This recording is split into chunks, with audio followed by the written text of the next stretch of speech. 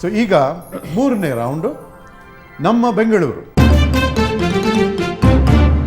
Team A, ನಿಮಗೆ ಮೊದಲನೇ question. February 8, 1999ರಂದು ದೆಹಲಿಯಲ್ಲಿ ಐತಿಹಾಸಿಕ ದಾಖಲೆಯೊಂದು ನಡೆಯಿತು. ಘಟನೆಯ ರೂವಾರಿಯ ಗೌರವಾರ್ಥವಾಗಿ ಅವರ ಹೆಸರನ್ನ ಇಂದು ಬೆಂಗಳೂರಿನ ವೃತ್ತವೊಂದಕ್ಕೆ ಹೆಸರನ್ನ ಇಡಲಾಗಿದೆ. ಆ ವೃತ್ತ ಯಾವುದು? ಅದು ಅನಿಲ್ ಕುಂಬ್ಳೆ ಸರ್ಕಲ್. ಅವರು 10 ವಿಕೆಟ್ ತೆಗೆದಿದ್ರು. Okay, correct answer. Oriental Circle ಅಂತ ಏನಿತ್ತು Saint Mark's Road, Mahatma Gandhi Road ಜಂಕ್ಷನ್ನಲ್ಲಿ, ಅದನ್ನು ಇವಾಗ ಅನಿಲ್ ಕುಂಬ್ಳೆ ಸರ್ಕಲ್ ಅಂತ ನಾವು ಕರಿತೀವಿ. 10 ಪಾಯಿಂಟ್ಸ್ ಟು ಟೀಮ್ ಎ. ಎರಡನೇ ಪ್ರಶ್ನೆ ಟೀಮ್ ಬಿ. ಕ್ವೆಶ್ಚನ್ ನೋಡೋಣ. ಈ ಕೆಳಕಂಡ ಸ್ಥಳಗಳಲ್ಲಿ ಯಾವ ವಸ್ತು ಕಾಣಸಿಗುವುದು? ಸೇಂಟ್ ಜಾನ್ಸ್ ಮಾರ್ಗ ಹಾಗೂ ಹಲಸೂರು ಕೆರೆಯು ಕೂಡುವ ವೃತ್ತ, ವಿಕ್ಟೋರಿಯಾ ಮಾರ್ಗ ಹಾಗೂ ಹಳೆಯ ವಿಮಾನ ನಿಲ್ದಾಣ ಮಾರ್ಗಗಳೆರಡೂ ಕೂಡುವ ತಿರುವು. 1 ಅಥವಾ 2 ಪದಗಳಲ್ಲಿ ಉತ್ತರಿಸಿ. Time starts now. ಯಾವತ್ತಾದರೂ ನೀವು ಈ ರಸ್ತೆಯಲ್ಲಿ ಹೋಗಿದ್ದಿದ್ರೆ ನೀವು ನೋಡಿರ್ತೀರ, ಯಾವುದೋ ಒಂದು ವಸ್ತು ಅಂತ ಅನ್ಬೋದು. ಅಲ್ಲಿ ಕಂಡು ಬರುತ್ತೆ. 15 seconds. ಕಬ್ಬಿನ bank. No, wrong answer. Pass. ನಮ್ಮ ಮೆಟ್ರೋ. Yeah. ನಮ್ಮ ಮೆಟ್ರೋ ಅಲ್ಲ. ಪಾಸ್. ಫ್ಲೈಓವರ್ ಅಲ್ಲ. ಯಾವ ಸ್ಟ್ಯಾಚ್ಯೂನೂ ಅಲ್ಲ. ಉತ್ತರ ನೋಡೋಣ. ಬ್ಯಾಟಲ್ ಟ್ಯಾಂಕ್ಸ್, ಯುದ್ಧದಲ್ಲಿ ಉಪಯೋಗಿಸಿರುವ ಟ್ಯಾಂಕ್ಗಳನ್ನು ಈ 2 ಜಾಗಗಳಲ್ಲಿ ಕಾಣಬಹುದು. ಟೀಮ್ ಸಿ, ನಿಮಗೆ ನೇರ ಪ್ರಶ್ನೆ. ನೋಡೋಣ. ಮೊದಲು ಒಂದು ಪಿಕ್ಚರ್. ಈ ಅಂಚೆ ಚೀಟಿಯನ್ನ ಯಾರ ಅಥವಾ ಯಾವುದರ ಗೌರವಾರ್ಥವಾಗಿ ಬಿಡುಗಡೆ ಮಾಡಲಾಯಿತು? 1 minute ಸ್ಟಾರ್ಟ್ಸ್ ನಾವು. ಆ ಚಿತ್ರ ತಿರ್ಗಾ ತೋರಿಸಿ.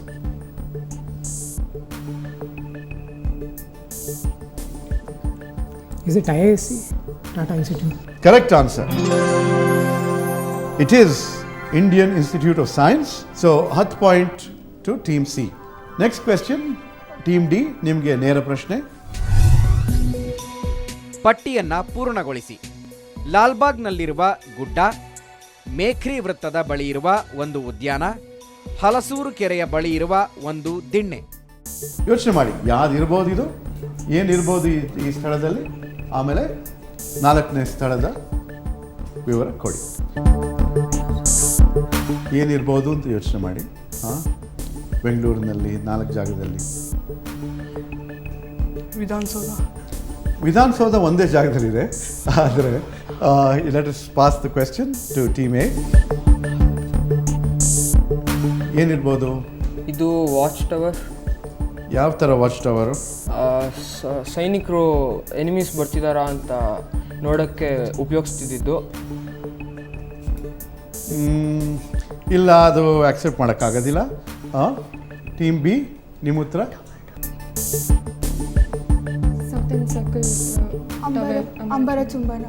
ಇಲ್ಲ, ಅದು ಒಂದೇ ಒಂದು ಜಾಗದಲ್ಲಿ ಇರೋದು, ಸೌತ್ ಎಂಡ್ ಸರ್ಕಲ್ನಲ್ಲಿ.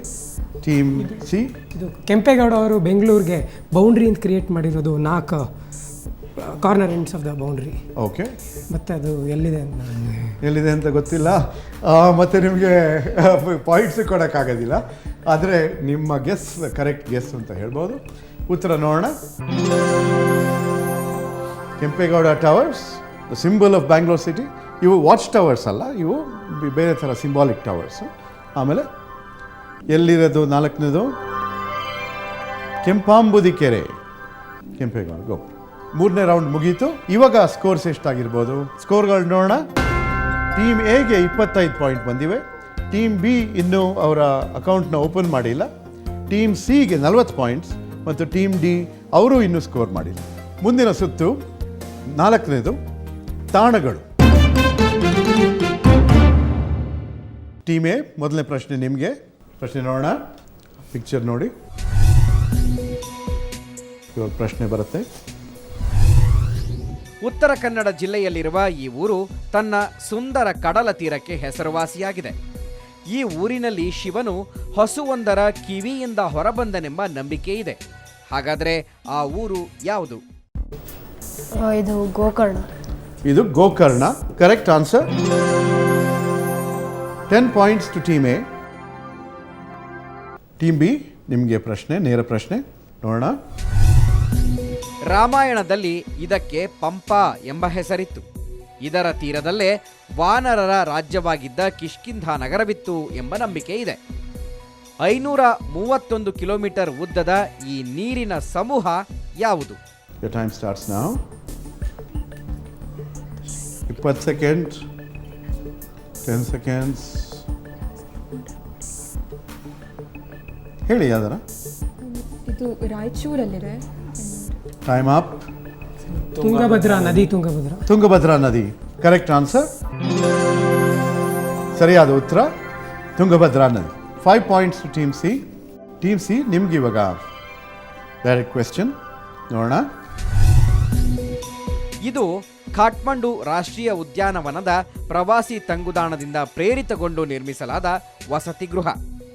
ಶ್ರೀ ಗುಂಡೂರಾವ್ ಅವರ ಇಚ್ಛೆಯಂತೆ ನಾಗರಹೊಳೆಯಲ್ಲಿ ಇದನ್ನು ಆರಂಭಿಸಲಾಯಿತು. ಇಂದು ಈ ವಸತಿ ಗೃಹ ಬಲು ದೊಡ್ಡ ಪ್ರವಾಸೋದ್ಯಮ ಸರಣಿಯಾಗಿ ಮಾರ್ಪಟ್ಟಿದೆ. ಇದರ ಹೆಸರೇನು? Kabini river lodge. ಅದು ಕರೆಕ್ಟ್ ಆನ್ಸರ್ ಅಲ್ಲ.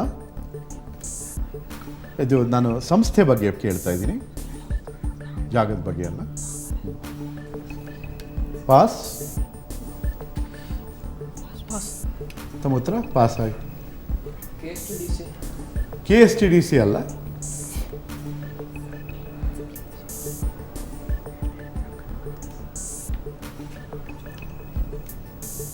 Take a guess, Team B. Jungle Lodges. Jungle Lodges is the correct answer. Very good. Jungle Lodges and Resorts. 5 points to Team B. Opening their account. Very good. 4ನೇ ಪ್ರಶ್ನೆ team D. ನಿಮಗೆ ನೇರ ಪ್ರಶ್ನೆ ನೋಡೋಣ. ಈ ಐತಿಹಾಸಿಕ ನಗರದ ಇಂದಿನ ಹೆಸರು ಒಂದು ಬಗೆಯ ಮಾವಿನ ಹಣ್ಣಿನ ಹೆಸರೂ ಆಗಿದೆ.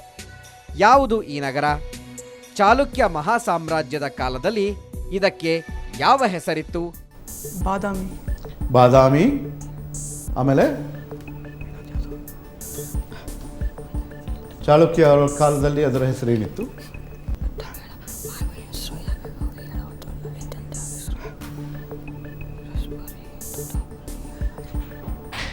ಎಷ್ಟು ಹೇಳ್ತಾ ಇಲ್ಲ? Okay, pass. ಈ ಊರು ಬಾದಾಮಿ ಮತ್ತು ಚಾಲುಕ್ಯರ ಕಾಲದಲ್ಲಿ ಇದನ್ನು ವಾತಾಪಿಪುರ ಅಂತ. ವಾತಾಪಿಪುರ ಕರೆಕ್ಟ್.